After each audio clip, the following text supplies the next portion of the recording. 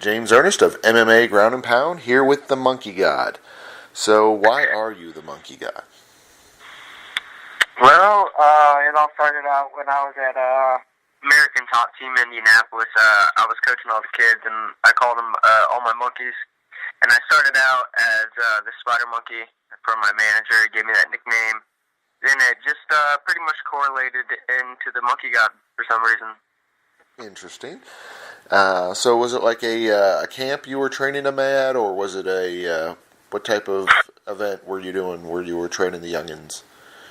Yeah, I was just training at American Top Team Indianapolis for about a year and a half. I was living with my manager, Chaz Bowling, and the kids were asking if I could be the wrestling coach, and I was like, yeah. So I was coaching them for about a year, and they got me this big ass monkey that looked like it was from a carnival. Oh, cool. And they just started calling me Spider Monkey, and then I called all of my little wrestlers little monkeys. So they call me the Monkey God, I guess. Cool. Let's see.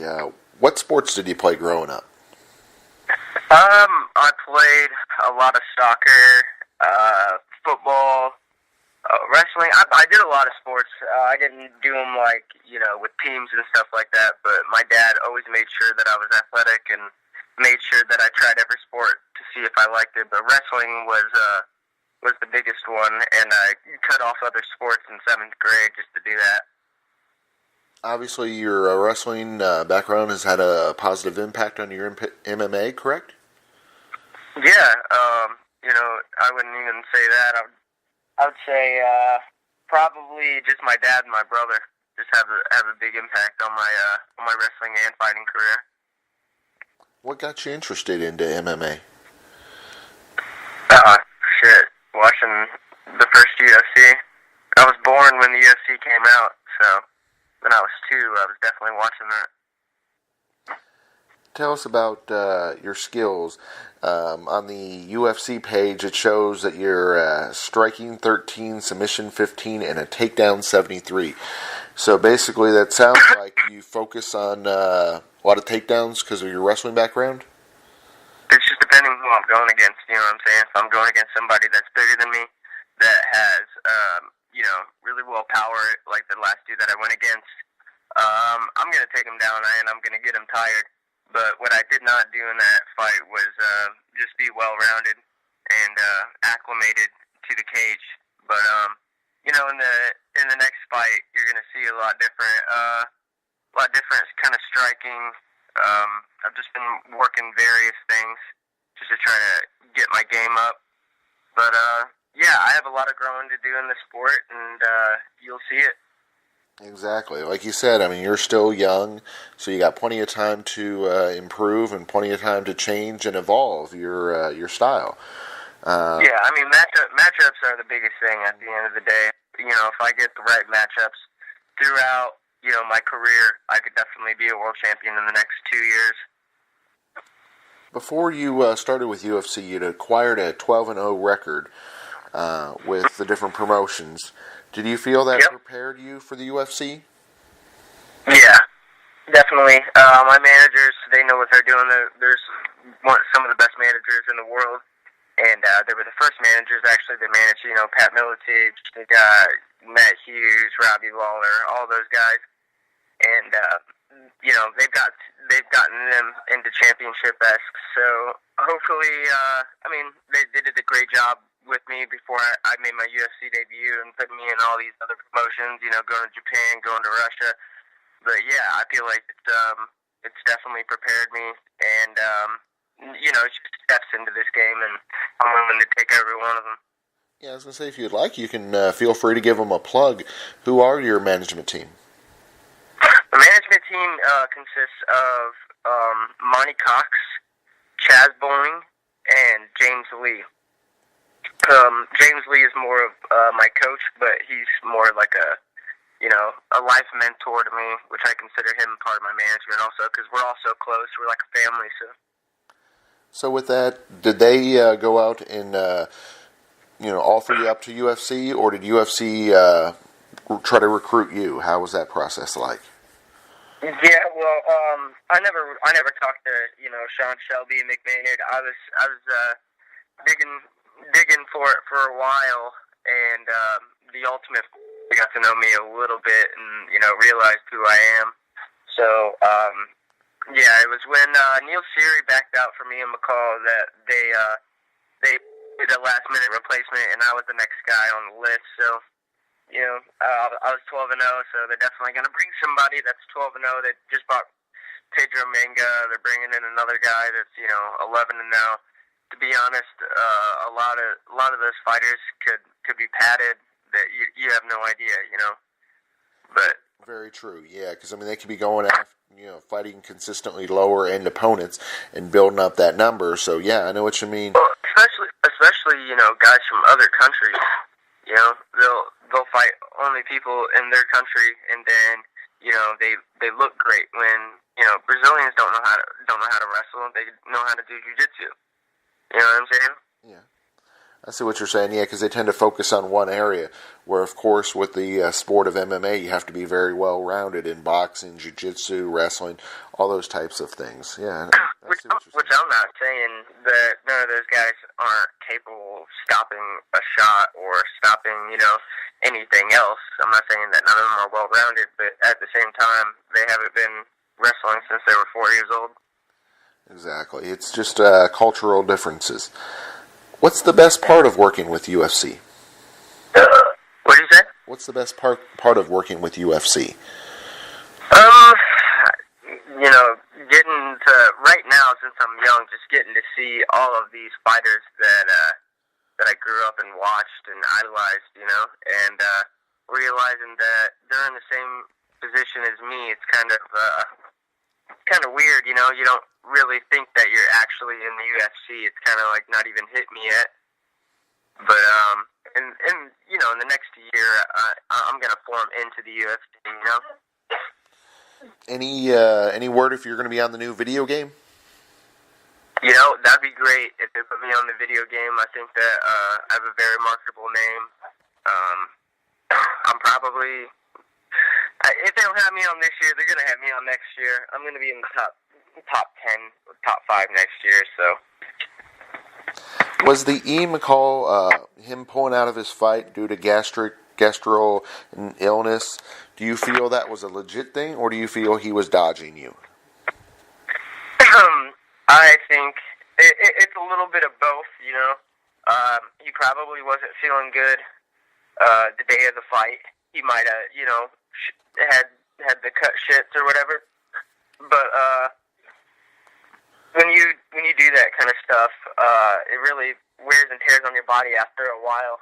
And Ian's not that big of a guy, so he doesn't have a lot of fat to cut. So I think that Ian was a little shook at the same time because he just sees me as somebody who's young and hungry, and he's the old head of the division. So yeah, I can see a little bit. I don't think he was afraid. I just think that he had the fear of losing. Very true. That does happen from time to time. The way I understand it. It's a big risk when you're in the top 4 and you go against somebody that is not ranked. That's new. Exactly, because then you don't really have as much to gain as the other person. So, with you beating a top 4 fighter, that would, of course, elevate your career. But if he's beating somebody who's not ranked, then unfortunately that doesn't really lead to too much. Plus, let's be honest, no one wants to pull a interesting kiss and accidentally have an accident in the ring. Let's see. Yeah, Yeah. all of these guys are looking for just a fight in the top 15. Everybody's looking for a fight in the top 15. I'm really if it's my decision, I'm definitely fighting somebody in the top 15. But besides that, I would rather work my way up. Just give me step by step, because that's when you'll see me grow faster than anything. Or you just feed me, or you just feed me to the dogs, and then I'll come out eating them. So you ended up winning your promotional debut against Eric Shelton. How important was that victory for you? At the end of the day, a win is a win and a loss is a loss. So I think that Eric is a hell of an opponent. He put up hell of a fight. He's a lot better than my last opponent that I lost to. But besides that, I think that I was happy. I was happy that I got a win, but it wasn't the best way to win. And yeah, I just think that wasn't me. The next fight, you guys are gonna definitely see a lot more progression in my game. So. What did you learn from your last fight? What takeaways did you get from that? I had that dude really, really tired, and my shots got me tired. So after a while, when I was wrestling, and he would get me in those guillotines. They weren't extremely tight, but they got me tired getting out of them.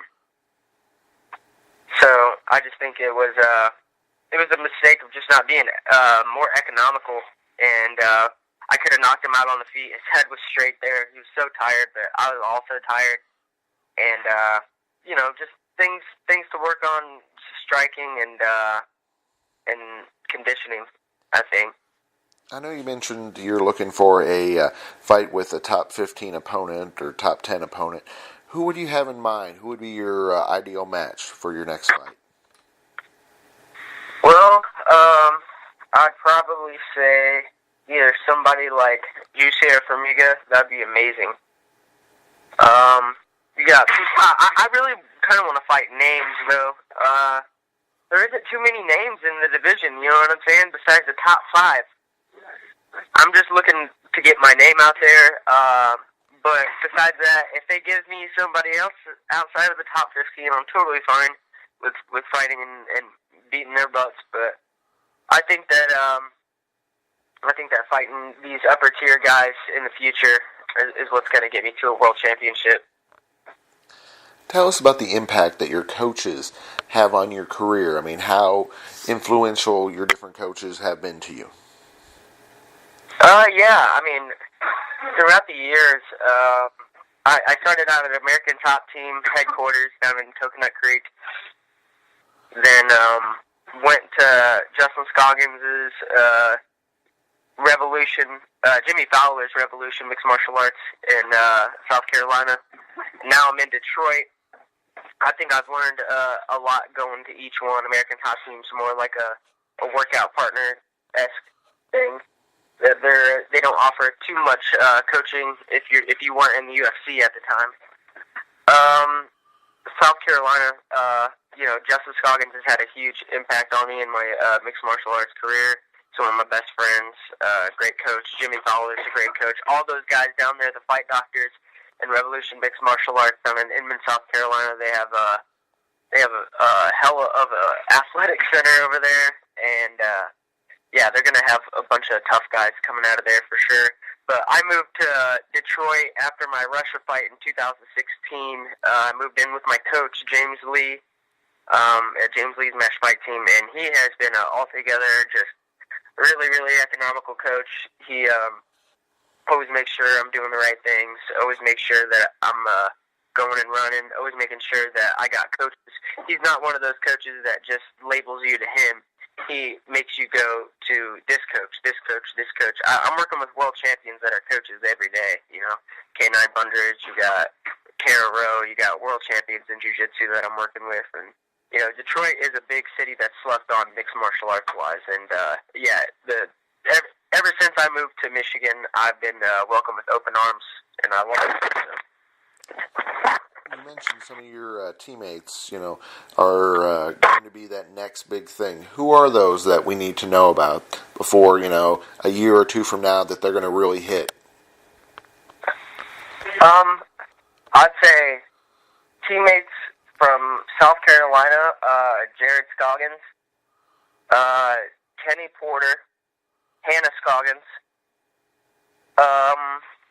You got C.J. Hamilton. I fought him. He's tough. Coming out of Inman also. I'd say from Detroit, you already got Cody Stamen. I don't know if you know who Cody Stamen is. Sounds familiar. He's 2-0 inside of the UFC at 135. But We got, Darren Cruikshank. We got Jesse Bozzi. We got, Alex Hody is Jiu-Jitsu world champion. Got David Garmo, Jiu-Jitsu world champion. All of these guys are, going to Pan Ams and Worlds, winning Jiu-Jitsu world championships. You got guys that are not losing MMA fights as pros. Wow. And, sounds like a great group, yeah. Well, they're all getting good advice, too, from all of us, because, you got a lot of people that are UFC veterans around them, so we can kind of guide their career and make sure that they're getting the right fights in order to get the money that they worked so hard for. If fans are wanting to follow you on social media or learn about you on a website, where would you recommend? Yeah, I'm everywhere, so I'd say Instagram, _monkeygod, and same with Twitter, and you can look me up at Jared Brooks on Facebook. Excellent. Thank you, Jared, for coming on the show today. We greatly appreciate it, and as you keep progressing in UFC towards that world title, we'd love to have you back on. Yeah, thank you, sir. I appreciate it. You guys have a great night, and Merry Christmas. Merry Christmas.